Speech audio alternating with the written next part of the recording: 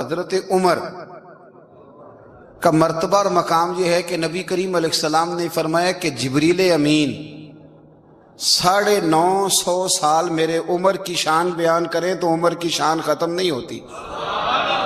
950 سال اگر حضرت جبریل بھی بیان کریں۔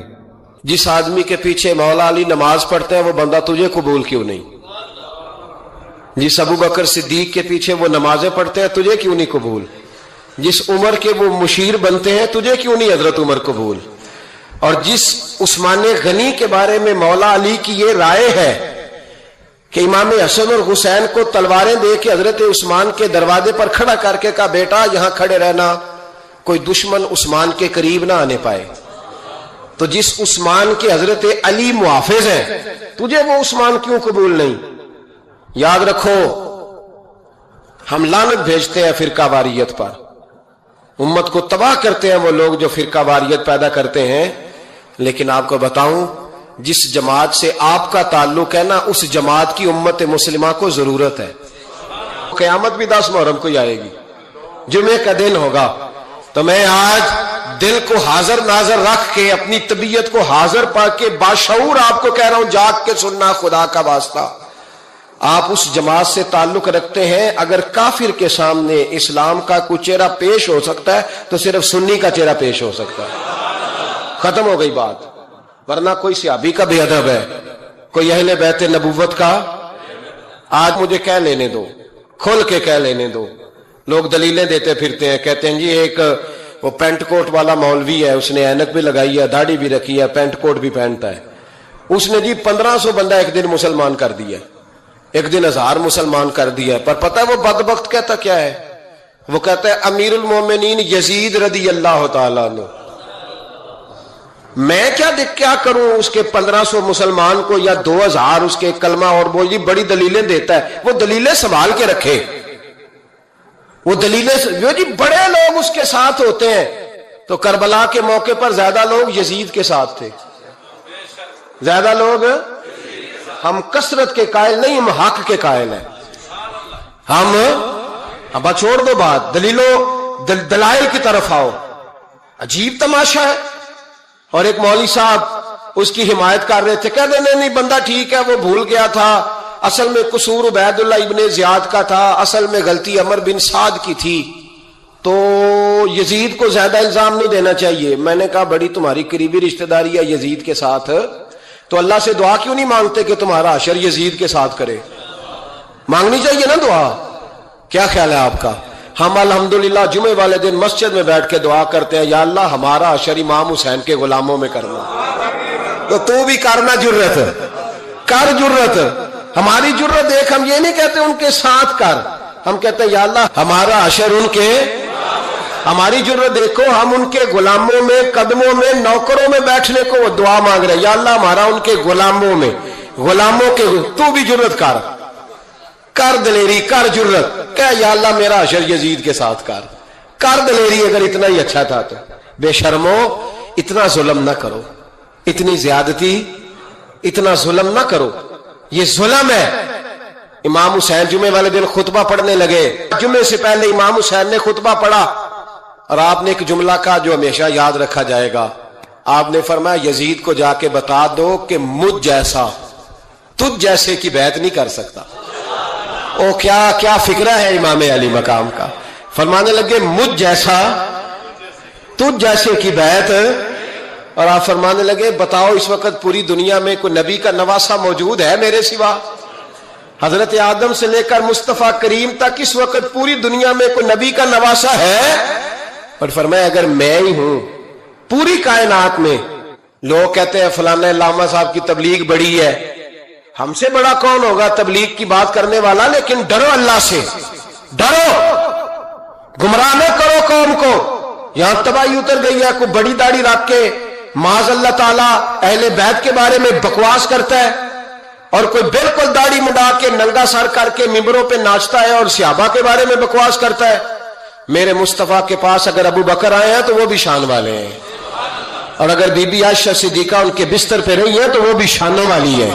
مولا علی شیر خدا کے بارے میں جو بات کرے پکا بے ایمان ہے۔ عجیب تماشا لگ گیا ہے، جی جو رب نبی پاک کے جسم کے قریب مکھی نہیں آنے دیتا وہ گندا بندہ حضور کے قریب آنے دیتا ہے؟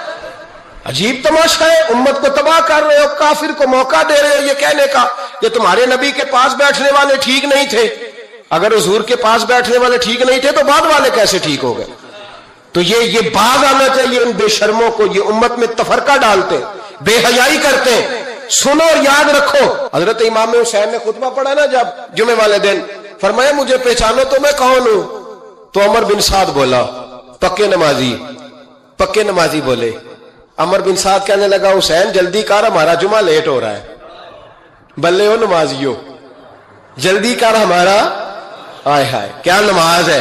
یعنی نبی پاک کے نواسے کو شہید کریں گے اور شہادت کے بعد جمعہ پڑھیں گے اور نماز میں کہیں گے اللہم صلی علی محمد وعلی آل محمد۔ ان کو شہید کر کے قتل کر کے جمعے کا خطبہ دیا جا رہا ہے اور نماز پڑھی جا رہی ہے اللہم صلی علی محمد وعلی۔ تو میرا سنی بڑا بھولا ہے، کہتا ہے جی وہ زیادہ نمازیں پڑھتے ہیں۔ تو زیادہ نمازیں تو عمر بن سعد بھی پڑھتا تھا، تو بھولا۔ او خدا کے دیکھے نا، جتنی نماز کی اخلاق کی بات شاید میں کرتا ہوں، آپ کو جماعت میں کم لوگ ملیں گے، لیکن یاد رکھنا نماز عقیدہ نہیں، روزہ عقیدہ نہیں، عقیدہ حسین ہے، عقیدہ حسن ہے، عقیدہ علی ہے، عقیدہ عثمان غنی ہے، عقیدہ عمر فاروق ہے۔ میں اس شخص کو کیا کروں؟ مجھے اس شخص کی کیا ضرورت ہے جو ممبر پہ بیٹھ کے کہتا ہے حسین ابن علی باغی تھے؟ وہ شخص، اس کی نماز روزہ حج زکات دیکھا جائے گا؟ آؤ قرآن مجید سورہ شورا آیت نمبر 23، گھر جا کے قرآن مجید کھولو، یہ والی آیتیں بھی پڑھا کرو، یہ والی بھی کھولا کرو۔ صحابہ جمع ہو کے نبی پاک کے پاس آئے، عرض کی یا رسول اللہ صلی اللہ علیہ وسلم آپ کے خرچے زیادہ ہیں، آمدن کا ذریعہ کوئی نہیں۔ جس طرح آج لوگ ہر پیر صاحب سے نہیں پوچھ رہے، علامہ صاحب سے، کہ آپ کام کوئی نہیں کرتے، کپڑے پھر بھی سفید پہنتے ہیں، کیا ذرائع آمدن ہے؟ پھر بھی آپ گاڑی میں گھومتے ہیں۔ ہمارا تو پروگرام تھا مولوی بھوکا مر جائے، پر اس کے پاس آتے ہیں تو یہ تازی چائے پلاتا ہے۔ کیا مطلب، کس طرح کا رویہ ہے؟ صحابہ کے بار وہ یہ نہیں سوچتے تھے آتے کام، وہ کہتے تھے آگے بڑھ کے حصہ ڈالے۔ وہ سارے آگے بڑھے، کہا یا رسول اللہ صلی اللہ علیہ وسلم اخراجات زیادہ ہیں، ذرائع آمدن بظاہر کوئی نہیں، نذرانوں پہ اعتراض نہ کیا کرو، نذرانہ دینا نبی پاک کی سنت ہے، نذرانہ قبول کر لینا نبی پاک کی، بولو، حضور کی سنت ہے۔ تو صحابہ جمع ہو کے آئے، ایک جگہ پہ میٹنگ کی، کہا تھوڑے سے پیسے ہر مہینے پیش کریں گے۔ تو حضور سے بات کون کرے گا پیسوں کی؟ کہا ہم نے نہیں کرنی، نبی پاک کے چچا جناب عباس کریں گے۔ حضرت عباس رضی اللہ تعالیٰ عنہ کے ذمے لگایا گیا، جناب عباس آئے، حضرت عباس رضی اللہ تعالیٰ عنہ پیسے لے کے آئے، اور سیانے بندے تھے، انہوں نے بڑی سمجھداری والی، عقل مندی والی بات چھیڑی۔ یہ نہیں کہا کہ حضور ہم یہ نذرانہ دیں گے، کہنے لگے یا رسول اللہ ہمیں پتہ ہے آپ کی مذہبی مصروفیت اتنی ہے کہ آپ کو ٹائم نہیں ملتا کاروبار کرنے کا، اگر آپ کام کریں گے تو پھر آپ کس طرح کر کے دین کا کام ہو سکے گا، اور یا رسول اللہ آپ نے جو ہمارے لیے کیا ہے اس کا ہم بدلہ نہیں دے سکتے، ایک حرف کا بدلہ نہیں دے سکتے، حضور یہ تھوڑا سا نذرانہ ہر مہینے لایا کریں گے، قبول کر لیں۔ نبی پاک کے سامنے رکھا ہی تھا کہ اللہ کا قرآن بول پڑا، کا کل لا اسألکم علیہ اجرا، محبوب ان سے فرما دو کہ میں نے تمہارے لیے بڑی تکلیف سہی ہے، پر میں تم سے کوئی اجر نہیں مانگتا، تم سے کوئی اجر نہیں مانگتا، ہاں اگر تم نے کچھ کرنا ہے الا المودۃ فی القربى، تو میرے قریبیوں سے پیار کرتے رہنا، میری ختیجہ سے پیار کرنا، میری عائشہ کا ادب کرنا، میرے قریبیوں کا احترام کرنا۔ یا رسول اللہ ازواج تو گھر میں ہے ہی، قریبی کوئی اور بھی خاص ہے جس کا ادب کرنا ہے؟ تو نبی پاک نے فرمایا ہاں، علی، فاطمہ، علی اور فاطمہ کی اولاد، فرمائے ان کا ادب کرتے رہنا، اس کا مطلب یہ ہوگا کہ تم نے میرے ساتھ بڑا ہی اچھا سلوک کیا ہے۔ کہا ان کا ادب کرنا، جناب علی، سیدہ فاطمہ، اور دونوں کی ان کا ادب کرنا فرائض دین، اہل بیت کا ادب کرنا فرائض۔ کچھ لوگ کہتے ہیں کچھ لوگ جی سید بن گئے ہے نہیں، پر تو میں کہ جڑے بن گئے انہوں نے اللہ آپ ہی پوچھ لے گا، تو ادب کر، جڑے بن گئے نے اللہ شیخ الاسلام والمسلمین حضرت خواجہ قمر الدین سیالوی رحمت اللہ تعالی علیہ، دو بندے خواجہ صاحب سے ملنے آئے تو ان کو پتا تھا کہ خواجہ صاحب سیدوں کا بڑا احترام کرتے ہیں، تو دو بندے آ گئے کچھ لینے کچھ مانگنے، تھے فرار دونوں، ٹانگے سے اترے تو سیال شریف کے رستے میں درمیان میں پروگرام بنایا کہ سنا ہے خواجہ صاحب سیدوں کا بڑا ادب کرتے ہیں، سید نہ بن جائیں، بن بھی جاتے ہیں نا لوگ، وہ سید نہ بن جائیں، ٹھیک ہے جی بن جاؤ، بن گئے سید۔ خواجہ صاحب کو کسی نے اندر جا کے بتایا دو سید آئے ہیں، تو خواجہ صاحب اس طرح دوڑے کہ نہ جوتا نہ سر پہ ٹوپی، دوڑ کے آئے۔ شیخ الاسلام خواجہ صاحب نے ہاتھ چومے، نذرانہ دیا، 2-3 تھیلے بھر کے دیے لنگر کے۔ جب وہ جانے لگے نا تو خواجہ صاحب ان کے ساتھ باہر تک آئے، جہاں انہوں نے سید ہونے کا پروگرام بنایا تھا وہاں تک ساتھ آئے، ان کو روانہ کیا۔ تو ان میں سے ایک بندہ خود ہی بول پڑا، کہنے لگا حضور یہاں لوگ دروازے تک چھوڑنے آتے ہیں یا گاڑی تک؟ نہ دروازہ نہ گاڑی، آپ درمیان میں رخصت کرنے آئے، سمجھ نہیں آئی۔ تو خواجہ صاحب فرمانے لگے تم یہیں سید بنے تھے، یہاں تک ادب کرنا ضروری تھا، یہاں تم سید بنے تھے، یہاں تک ادب کرنا، پیچھے تم سید نہیں ہو تو میں کیسے ادب کروں؟ جہاں تک تم سید ہو وہاں تک ادب کرنا۔ اور میرے اعلیٰ حضرت نے عقیدہ دیا، کہنے لگے تیری نسل پاک میں ہے بچہ بچہ نور، تیری نسل پاک میں ہے بچہ بچہ نور کا، تو ہے عین نور تیرا سب گھرانہ نور کا۔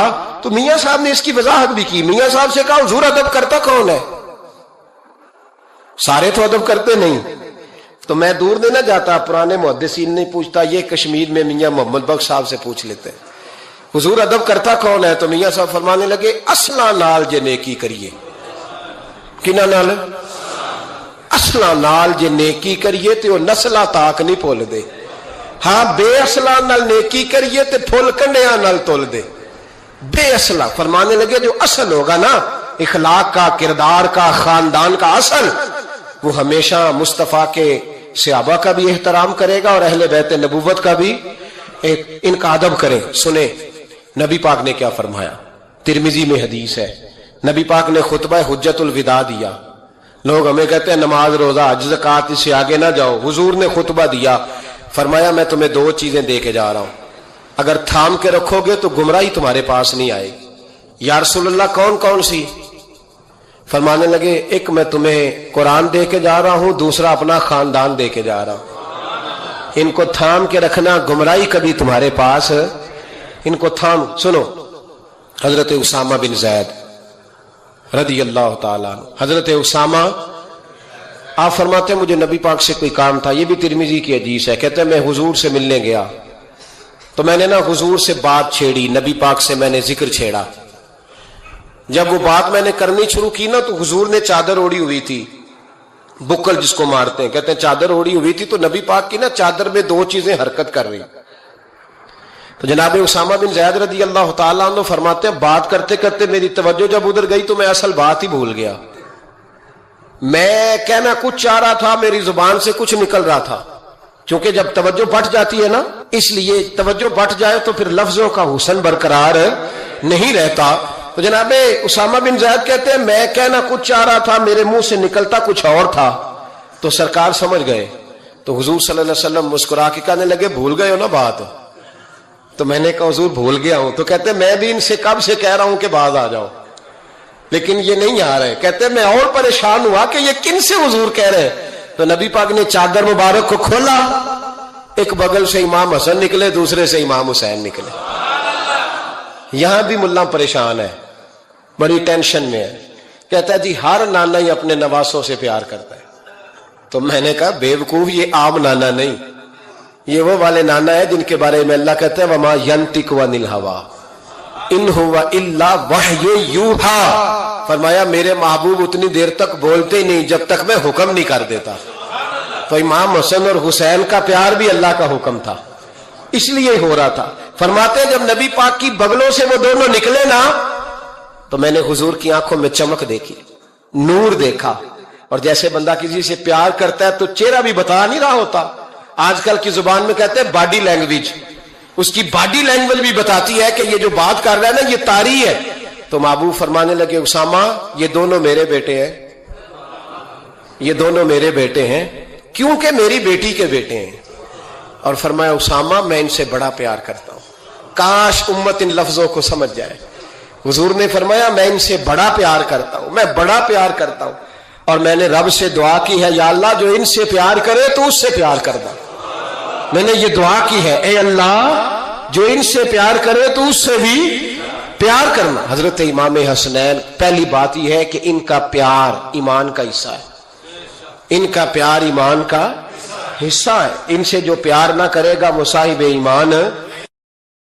یہ محبتیں آئی ہی ادھر سے. ہمیں حضرت عمر نے تو سکھایا ہے حسنین کا اکرام کیسے کرنا ہے, حضرت ابو ہریرہ نے تو سکھایا ہے, انہوں نے تو ہمیں سکھایا ہے. کچھ لوگ نا بڑا مکروہ دھندا کرتے ہیں, وہ اپنی تقریر چمکانے کے لیے مشاجرات بیان کرتے ہیں. میں آج بتاؤں گا حضور کے صحابہ کی شان کیا ہو. بھئی آپ کیا بتائیں گے, وہ تو اللہ نے بتا دی ہے قرآن میں, وہ تو احادیث میں آ گئی. میں بتاؤں گا اہل بیت کی عظمت کیا ہو. بھئی آپ کو یہ انوکھی چیز بتائیں گے, وہ تو سارا کچھ قرآن مجید نے بیان کر دیا, احادیث مبارکہ میں موجود ہے. آپ ایک راوی ہیں, آپ روایت کریں, آپ بیان کریں پڑھ کے, آپ انتشار کا باعث نہ بنے, عقیدتوں کے فروغ کا باعث بنے, محبتوں کے فروغ کا باعث بنے. یہ سارا کچھ سکھایا ہی صحابہ نے. آپ کے پاس کہاں سے آیا؟ آپ کو کیسے پتا چلا کہ صحابہ حضور کی اولاد کا اکرام کرنا؟ یہ صحابہ نے بیان کیا, صحابہ سے ہی ہمیں ملا ہے, یہ صحابہ کی ہی طرز زندگی سے ہم نے سیکھا ہے. توجہ کیجئے گا بات پر. کوئی کام پڑ گیا حضرت امام حسن کو حضرت عمر فاروق سے, امیر المومنین تھے جناب عمر, تو آپ تشریف لے گئے ملاقات کے لیے حضرت فاروق اعظم کی خدمت میں. جب پہنچے نا تو دروازے کے باہر آپ کے اپنے بیٹے حضرت عبداللہ ابن عمر بھی کھڑے تھے. تو حضرت امام حسن رضی اللہ تعالیٰ عنہ جناب فاروق اعظم کے صاحبزادے سے کہنے لگے آپ یہاں کیوں کھڑے ہیں؟ تو فرمانے لگے کہ والد صاحب کے پاس نا کچھ مہمان آئے ہیں, تو کوئی میٹنگ چل رہی ہے, کچھ گورنر حضرات بیٹھے ہیں, تو مجھے انہوں نے کہا تم ذرا باہر کھڑے ہو, کوئی بات کر رہے ہیں وہ, تو میں آ گیا ہوں. تو امام حسن فرمانے لگے ٹھیک ہے میں بھی ظہر کے وقت مسجد میں مل لوں گا, مجھے کوئی کام تھا. تو حضرت عبداللہ فرمانے لگے نہیں آپ چلے جائیں, آپ تو حضور کے شہزادے ہیں. انہوں نے کہا نہیں وہ مصروف ہیں. انہوں نے کہا بھی, لیکن امام حسن واپس تشریف لے گئے. جب جناب عمر فارغ ہوئے تو حضرت عبداللہ ابن عمر نے بتایا کہ امام حسن آئے تھے. تو حضرت فاروق اعظم فرمانے لگے روکا کیوں نہیں, مجھے بلایا کیوں؟ عرض کی حضور میں نے ان سے کہا تھا, عرض کیا تھا, پر وہ چلے گئے. حضرت فاروق اعظم نہ گھر گئے نہ مسجد گئے, سیدھے امام حسن کے گھر گئے. دروازے پہ دستک دی, سیدنا امام حسن تشریف لائے. شہزادے آپ آئے تھے تو ملے بغیر آ گئے. کہا آپ مصروف تھے, میں نے کہا مسجد میں مل لوں گا. تو جناب عمر جذباتی ہو گئے, کہا آپ کو ملنا چاہیے, حضور آپ کے شہزادے بھی باہر کھڑے تھے. فرمایا میرا اور آپ میرے بیٹے کا اور آپ کا کیا مقابلہ؟ کیا اس کی ماں کا نام فاطمہ ہے؟ کیا اس کی نانی کا نام ختیجہ ہے؟ کیا اس کے نانا کا نام محمد عربی ہے؟ ہمیں سکھایا ہی صحابہ نے, تم کہاں سے لے آئے ہو بات, ان کا اختلاف تھا. قربان جائیں. پھر حضرت عمر اور جذباتی ہوئے, سر سے امامہ اتار لیا, کہنے لگے شہزادے عمر کے سر پر یہ جو عزت کے بال ہیں یہ آپ کے نانا کے اگائے ہوئے. تو جب تک صحابہ کے دروازے پہ حاضری نہیں دو گے اہل بیت کی محبت کا پتہ کیسے چلے گا؟ ادب کا پتہ کیسے چلے گا؟ ان کی محبتوں کا پتہ کیسے چلے گا؟ علامہ اسماعیل حقی رحمت اللہ علیہ نے ایک بات لکھی, فرماتے ایک دن حضور علیہ السلام تشریف فرما تھے, تو جس کمرے میں حضور جلوہ فراز تھے نا وہاں جگہ کچھ کم تھی, اور صحابہ بالکل حضور کے مقدس قدموں میں آ کے بیٹھے ہوئے تھے, اور باہر بھی جہاں تک جگہ تھی کونوں میں دیواروں سے لگ لگ کے صحابہ بیٹھے تھے. اچانک ایسا ہوا کہ مولا علی شیر خدا تشریف لے آئے. ہر صحابی چاہ رہا تھا میں اٹھ کے مولا کائنات کو جگہ دوں, کیونکہ سب جانتے تھے علی کی محبت ایمان ہے، ان کا بغض نفاق ہے. ہر ایک چاہ رہا تھا میں اٹھوں، اپنی جگہ چھوڑوں، گنجائش بناؤں اور شیر خدا کو بٹھا دوں، قربان جائیے. سارے ہی چاہ رہے تھے، پر پتہ ہے سب سے پہلے کون اٹھے؟ جو نبیوں کے بعد سب سے بڑا درجہ رکھتے ہیں. افضل البشر بعد الانبیاء بالتحقیق حضرت ابو بکر صدیق. جناب صدیق اکبر سب سے پہلے اٹھے، اپنی جگہ خالی کی، مولا علی کا بازو تھاما، اپنی جگہ پہ بٹھایا. اب صحابہ کا مجمع ہے، حضور جلوہ فراز ہیں، کوئی تبصرہ کر ہی نہیں سکتا. حضور خود ہی بولے، فرمایا دیکھا تم نے میرے ابو بکر نے کیا کیا؟ دیکھا تم نے یا رسول اللہ؟ دیکھا. حضور فرمانے لگے کوئی عزت والا ہی کسی کی عزت کو پہچانا کرتا، صاحب عزت ہی کسی کو عزت دیتا. عزیزو، یہ تو ہمیں ان لوگوں نے سکھایا ہے. اس لیے وہ بعض لوگ ایسے ہیں کہ ان پر اب غصہ نہیں آتا، اب تو ترس آتا ہے کہ یار تم کیا دھندا کر رہے ہو تقریر چمکانے کے لیے.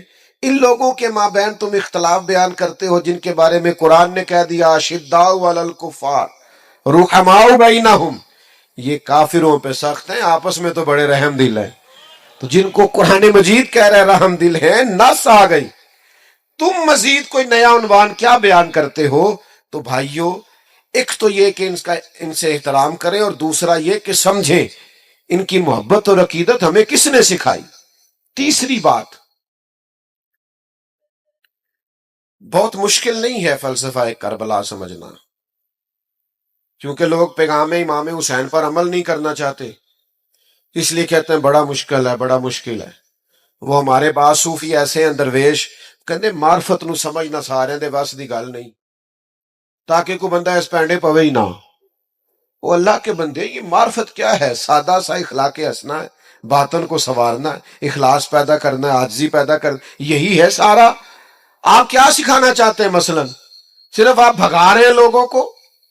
اور انوکھے انوکھے لوگ، یعنی بعض اوقات نا ہنسی آتی ہے. بیچارہ ایک دن بھی کسی ادارے میں نہیں گیا، کسی استاد کے پاس نہیں بیٹھا، کچھ پتہ نہیں، اور وہ کیا کہہ رہا ہے کہ مولویوں نو کی پتا معرفت کی ہوندی. میں کہ جیڑی تیرے کو لے دا واقعی کسی نہیں پتا. بان ظلموں جو کرے فقیری او کافر مرے دیوانہ ہو. وہ جو تو کہہ رہا ہے نا واقعی دا نہیں پتا، تو سچ ہے. تو عجیب لوگ ہیں، اور جناب وہ لوگ بڑے حیران ہوتے ہیں کہ بڑی حیرت انگیز بات کر رہا ہے. تو سمجھ لینا ہے، آپ نے غور کرنا ہے کہ واقع کربلا واضح ہے. امام حسین رضی اللہ تعالیٰ عنہ کا مقصد واضح. امام حسین نکلے تھے کہ ظلم نہیں کرنے دیں گے، جبر نہیں کرنے دیں گے، بربریت نہیں کرنے دیں گے، غیر اخلاقی انداز نہیں اختیار کرنے دیں گے. کوئی بادشاہ جبر کے زور پر اگر مسلط ہوگا تو مسلط نہیں ہونے دیں گے. ظلم و جبر و بربریت کے خلاف نکلے امام حسین. اور پھر جن رستوں پہ تھوڑی مشکل آئے نا، گاڑی چلانے والے کا پتہ بھی انہی رستوں پہ چلتا ہے. سیدھی سیدھی تو سارے چلا لیتے ہیں. یہ سپیڈ بریکر زیادہ ہو نا. وہ ایک دفعہ ہم سندھ گئے ہوئے تھے کچھ دنوں کے لیے، مختلف محافل میں 5-6 دن لگ گئے. تو واپسی پہ سکھر پہ موٹر وے سے چڑھ گئے. تو میں نے اپنے گاڑی چلانے والے دوست سے کہا لو اب لاہور تک آسان ہے. تو کہنے لگا حضرت صاحب ہے مشکل جی. میں کہ کیوں؟ کہنے لگا تے نیند آن لگ پی سیدھی سیدھی جو ہوئی. وہ جڑا اچانک چنگچی والا سامنے آتا ہے نا، بندہ ذرا جاگتا رہتا ہے. اچانک سپیڈ بریکر آتا ہے تو آنکھیں کھلی رہتی، جس میں شک ہوتا ہے نا کہ انہیں تے اشارہ بھی نہیں لانا، تو بندہ ذرا احتیاط سے چلاتا ہے. لیکن یہ بالکل ہی سیدھی سیدھی ہے، تو اس میں کیا ہوتا ہے؟ نیند آنے لگتی. لقد خلقنا الانسان فی کبد. اللہ کہتا ہے میں نے انسان کو مشقت میں پیدا کیا. تیری زندگی کا حسن ہی یہ ہے کہ تم مشقت کرے، تو کام کرے. میں نے پہلے بھی اسی مقام پہ کہا تھا، مجھے یاد ہے، پھر کہتا ہوں، جتنا بندہ بڑا ہوتا ہے اس کا دکھ بھی اتنا بڑا ہوتا ہے، اس کا زخم بھی اتنا گہرا ہوتا ہے. آپ کا خیال ہوتا ہے فلاں بڑا پاپولر ہے، بڑا مشہور ہے، بڑا آدمی ہے، یہ تو کبھی آپ اس سے ملے، یہ اس کے پاس بیٹھے، آپ کو پتہ چلے کہ جتنا انسان بڑا ہوتا ہے اس کی تکلیفیں بھی اتنی بڑی ہوتی ہیں. اس کے زخم بھی اتنے بڑے ہوتے ہیں، اور زخم پہ زخم کھا کے جی، خونے جگر کے گھونٹ پی، آہ نہ کر لبوں کو سی، یہ عشق ہے کوئی دل لگی نہیں۔ یہ مشکل کام ہے، آپ کو اس سے گزرنا ہے اور اس مشقت کو جھیلنا ہے اور یہ جبر سہنا ہے۔ امام علی مقام نکلے ظلم کے خلاف، تو پھر وہ سارے کام انہوں نے سہے، پردیس بھی کاٹا، بچوں کی بھوک بھی دیکھی۔ 4 چیزیں امام حسین نے ہمیں سکھائی ہیں کربلا میں، ویسے تو بڑا کچھ سکھایا ہے آج کی بزم کے لیے۔ سب سے پہلے امام حسین نے ہمیں سکھایا ہے کہ جو چیز جیتا کرتی ہے وہ صبر ہے۔ جس چیز میں اللہ کی مدد شامل ہوتی ہے وہ صبر ہے۔ صبر ایک بہت بڑی تدبیر کا نام ہے، صبر بہت بڑی طاقت ہے۔ جو آپ کی ساری باتیں سن کے تلک چپ کر گیا ہے نا، اس کے صبر سے ڈرو۔ جو بہو پورے خاندان کا جبر سہ کے صبر کرتی ہے، اس کے صبر سے ڈرو۔ جس کا فیکٹری کا آنر اور مالک اپنے مزدوروں پر ظلم کرتا ہے، جبر کرتا ہے اور ان کی توہین معاذ اللہ کرتا ہے، وہ ان کے صبر سے ڈرے۔ کیوں؟ اس لیے کہ صبر والا بڑا طاقتور ہوتا ہے۔ کیوں؟ کہ ان اللہ مع الصابرین، صبر کرنے والوں کے ساتھ اللہ۔ میدان کربلا میں کیا جنگ تھی؟ ہزاروں کے لشکر سے 72 لوگوں نے لڑنا تھا۔ وہ جنگ تلواروں کی تلواروں سے نہیں تھی، نیزوں کی نیزوں سے نہیں تھی۔ کربلا میں ظلم کی جنگ صبر کے ساتھ تھی، جبر کی جنگ صبر کے ساتھ تھی۔ صبر جیت گیا اور ظلم ہار گیا۔ وہ جو جیت گئے وہ حسین ہے، اور جو 4 سال حکومت کر کے ہار گیا وہ یزید ہے۔ تو عزیز، صبر اپنی زندگی میں پیدا کریں، حوصلہ۔ ہمارے اندر نا بڑی بے صبری آ گئی ہے، منٹ منٹ پہ تلخ ہوتے ہیں، لڑائیاں ہیں، جھگڑے، حوصلہ نہیں، برداشت نہیں، قوت نہیں۔ دل بڑا کرو، ظرف بڑا کرو، صبر پیدا کریں۔ آپ کو محسوس ہوگا کہ آپ طاقتور ہوتے جا رہے ہیں۔ دوسری بات ہمیں امام حسین نے کربلا میں سکھائی ہے استقامت۔ مجھے ایک بچہ کہنے لگا کہ میں بڑے کام کرنا، کوئی بھی توڑ نہیں چڑھتا۔ میں کہا تو بڑے رہن دے، کوئی ایک ہی کام کر، لیکن استقامت سے کر۔ پتھر بھی کہیں پڑا رہ جائے نا مستقل، تو اس پہ مٹی چڑھتی رہتی ہے، وہ طاقتور ہو جاتا ہے، وزنی ہو جاتا ہے۔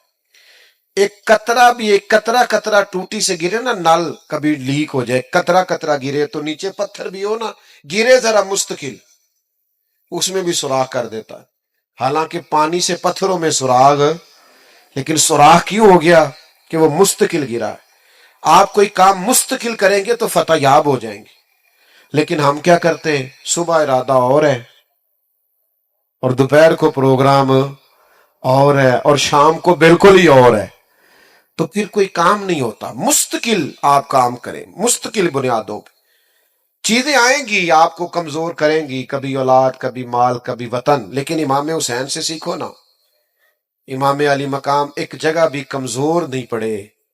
سیدنا امام حسین رضی اللہ تعالیٰ عنہ اتنے طاقتور رہے کہ انہیں اپنے پیاروں کی میتیں بھی اٹھا کے لانی پڑی، تو پھر بھی وہ استقامت کے ساتھ کھڑے رہے۔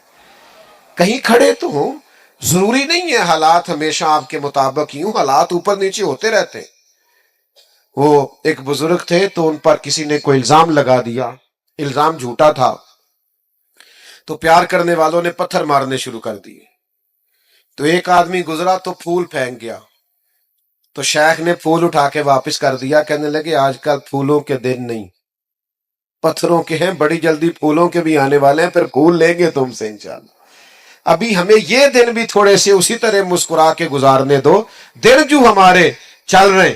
تو میرے بھائی یاد رکھیے گا اور سمجھیے گا، استقامت سے وقت گزارے، دن تو اوپر نیچے ہوتے رہتے ہیں۔ تیسری بات، اپنی اولاد کی تربیت سخت بنیادوں پر کریں۔ بچوں کی ساری خواہشات پوری کرنا بعض اوقات ان کے ساتھ زیادتی ہوتی ہے۔ جی میں جو انہوں نے کہا میں نے لا کے دی ہے، آپ نے غلط کیا بھیا۔ آپ کو کچھ چیزیں نہیں بھی دینی چاہیے تھی تاکہ زندگی میں اگر انہیں کبھی کوئی چیز نہ ملے تو ان کے دل نہ ٹوٹے، ان کو صبر کرنا بھی آئے، حوصلہ بھی کرنا آئے، کبھی کبھی آپ کو انکار بھی ہونا چاہیے.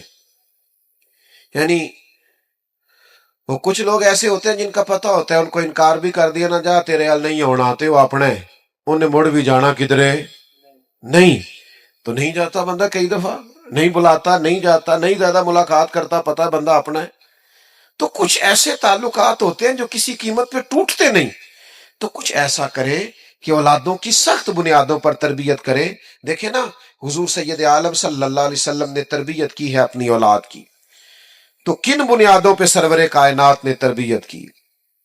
حضور سید عالم علیہ السلام نے اس بنیاد پر تربیت کی کہ اللہ سے دعا مانگی، اے اللہ ایک وقت روٹی دینا اور ایک وقت فاقہ دینا. فاقے رہے، ہفتہ ہفتہ فاقے رہے سیدہ پاک کے گھر میں.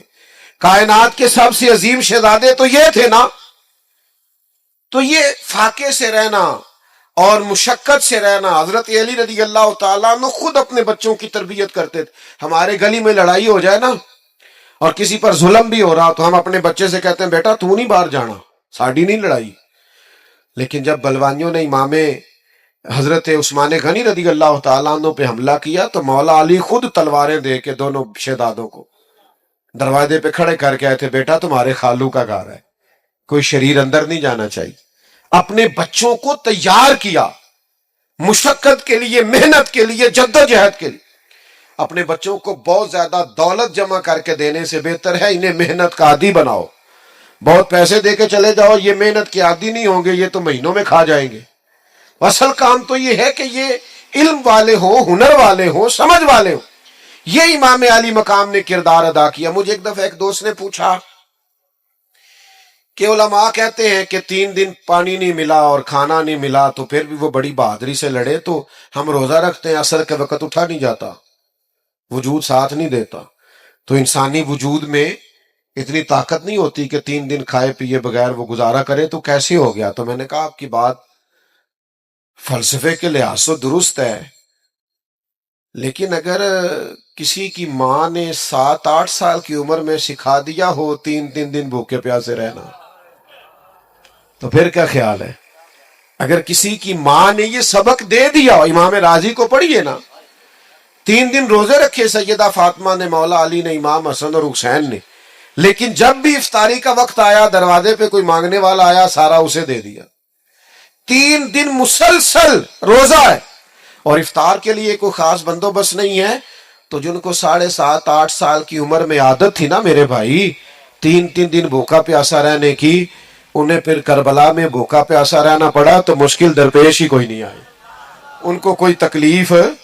لیکن جن لوگوں کو عادت ہے کہ مجھے اگر 10 منٹ کے اندر اندر نہ ملا تو میں گھر کی فلانی چیز توڑ دوں گا، تو بھئی وہ لوگ پھر میدانوں میں کھڑے نہیں رہ سکتے. یہ حوصلے ہمت کرنی پڑتی. چوتھی بات جس پر میں اپنی گفتگو کو سمیٹ دوں گا، امام حسین نے ہمیں ایک سبق دیا ہے کہ جیت وقتی نہیں ہوتی، جیت دائمی ہوتی ہے. میدان میں رہنا شرط ہے، جیت کے آنا شرط. جوانوں دیکھ رہے ہو میری طرف؟ یہ جو لوگ 6 مہینے کسی دینی کام میں لگ جاتے ہیں وہ کہتے ہیں انقلاب کیوں نہیں آیا. مجھے کچھ دوست کہتے ہیں آپ کو سالوں ہو گئے تقریریں کرتے، انقلاب کیوں نہیں آیا. میں کہتے ہیں نہیں نظر آؤں مینو تے آیا نظر آؤں. یہ دیکھو نا یہ بے موسم پھل ہے، جوان ہی جوان آئے ہوئے ہیں سارے، یہ انقلاب نہیں. یہ دیکھو کس طرح کھڑے ہیں چاروں جانب، چڑھتی جوانی اور خوبصورت داڑھی، تو انقلاب ہی ہے سارا. تو میرے بھائی آپ کس کو انقلاب سمجھتے ہیں؟ باقی جہاں تک اس بات کا تعلق ہے کہ آپ محنت کرتے ہیں تو دنیا کیوں نہیں بدلی، تو بھائی نوکر کا کام یہ ہے کہ مسجد ٹائم پہ کھولے، اذان ٹائم پہ دے، نمازی تو رب بھیجا کرتا ہے. تو ہم ڈیوٹی دے رہے ہیں اور اذانیں پڑھ رہے ہیں، وقت آئے گا اللہ دل بدل دے گا، حالات ٹھیک ہو جائیں گے، پر ہم نے نوکری نہیں چھوڑنی، ہم نے ڈیوٹی، سمجھ آ رہی ہے، ہم نے بات کرنا نہیں چھوڑنا، ہم نے ذکر کرنا نہیں چھوڑنا. ہم ذکر کرتے رہیں گے، انشاءاللہ دلوں میں اتر جائے گا. ایک وقت آئے گا تبدیلی آ جائے گی. اور مجھے تو دور دور سے لوگ ملتے ہیں, وہ کہتے ہیں وہ آپ اتنے سال پہلے آئے تھے, آپ نے بات کی تھی, یہ داڑھی میں نے آپ کے کہنے پہ رکھی ہوئی ہے. تو پھر میں سوچتا ہوں کہ یہ انقلاب نہیں تو اور کیا ہے. میرے جیسے سب سے گناہگار کے کہنے میں اتنا برکت ہے, تو نیک لوگ بات کرتے ہوں گے تو کتنی برکت ہوگی. تو میرے عزیز, امام حسین نے ہمیں بتایا ہے کہ تم ڈیوٹی کر جانا, 4 سال یزید رہ بھی گیا نا تو انشاءاللہ تعالی نام حسین کا ہی رہے گا. انشاءاللہ وقت آئے گا کہ ذکر حسین کا ہی رہے گا. تو محنت کریں, فٹافٹ نتیجہ نہ مانگیں, محنت کر کے نتیجہ اللہ پہ چھوڑ دیں, انشاءاللہ کرم والا نتیجہ ہی آئے گا.